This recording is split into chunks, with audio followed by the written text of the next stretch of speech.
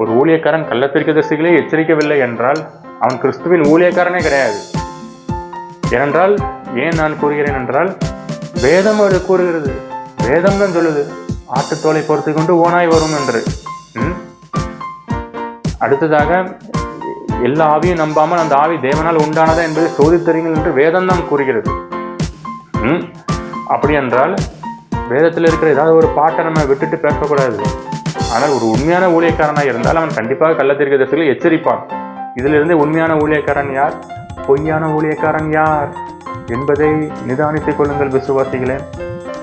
எல்லாரும் பாவியா இருக்கிறனால எல்லாரும் வாயை பொத்தி கொண்டு இருக்கணுமா? அப்படி எல்லாரும் வாயை பொத்தி கொண்டு இருந்தால் இந்த உலகத்திலே பாவம் பெருகிறோம். ஒரு சின்ன பிள்ளைகளை பாலியல் வன்கொடுமைப்படுத்துறாங்க, அதை பார்த்துக்கிட்டு வாயை பொத்தி கொண்டு இருக்க முடியுமா? இருக்கக்கூடாது, அதை தட்டி கேட்க வேண்டும்.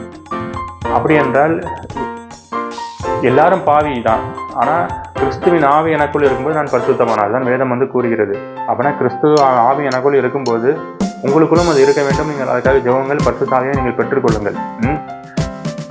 கிறிஸ்துவின் ஆவி ஒருவனுக்குள் இருக்கும்போது அவன் பாவத்துக்கு எதிர்த்து ஓடுவான். அதுதான் வேதம் கூறுகிறது.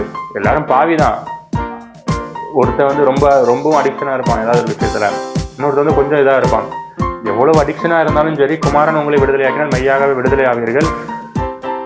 அப்படி இருக்கிறவன் எப்படியாவது பாவத்துக்கு எதிர்த்து ஓடுவான். அதை தெளிவாக புரிந்து கொள்ளுங்கள்.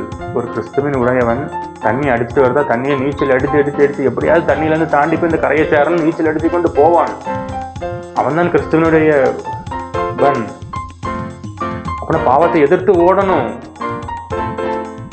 நீங்க அப்படி எதிர்த்து ஓடுறீங்களா என்பதை நீங்கள் உங்களையும் நிதானித்துக் கொள்ளுங்கள். ஜான் ஜெபராஜ் ஆதரவாளர்களே, இல்லை ஒரு சுகபோக வாழ்க்கை வாழ்றீங்களாங்கிறத நீங்கள் நிதானித்துக் கொள்ளுங்கள். இல்லை பாவத்தை எதிர்த்து ஓடாம பாவத்துக்குள்ளேயே நீங்க கடந்துக்கிட்டு அப்படியே கடவுளுடைய கிருபை ஜான் ஜெபராஜ் அவர்னு நீங்க ஏமாற்றப்பட்டு கொண்டிருக்கீங்களா என்பதையும் கொஞ்சம் சிந்தித்துக் கொள்ளுங்கள். அப்படிப்பட்ட நிலைமைக்குள்ளாக இருந்தால் தயவு கூர்ந்து நீங்கள் உடனே அந்த நிலைமையிலிருந்து மாறி கிறிஸ்துவிடத்தில் பாவத்துக்கு எதிர்த்து ஓடுங்கள். பாவத்துல விழுவான், பாவம் செய்வான். ஆனால் ஒரு கிறிஸ்துவின் உடையவனாக இருந்தால் அவன் பாவத்துக்கு எப்படியாவது எதிர்த்து ஓடுவான். அதைத்தான் வேதம் கூறுகிறது. பரிசுத்தமுள்ளவன் இன்னும் பரிசுத்தமான ஆகட்டும், இன்னும் பரிசுத்தமாகட்டும், இன்னும் பரிசுத்தம் என்று அது எப்படியாவது எதிர்த்து அவன் தன் சரீரத்தை பரிசுத்தமாய் காத்துக்கொள்வதற்காக ஓடுவான். ஆனால் அந்த ஃபுல் அட்டைனிட்டியும் யாரும் ரீச் பண்ண முடியாது. ரீச் பண்ணுவான் என்று வேதமும் கூறவில்லை. பரிசுத்தமுள்ளவன் இன்னும் பரிசுத்தமாகட்டும். அப்படின்னா அந்த பரிசுத்தத்துக்கு நேராக நீ ஓடிக்கொண்டிருக்கிறீங்களா? இல்ல கிருபையை வைத்துக்கொண்டு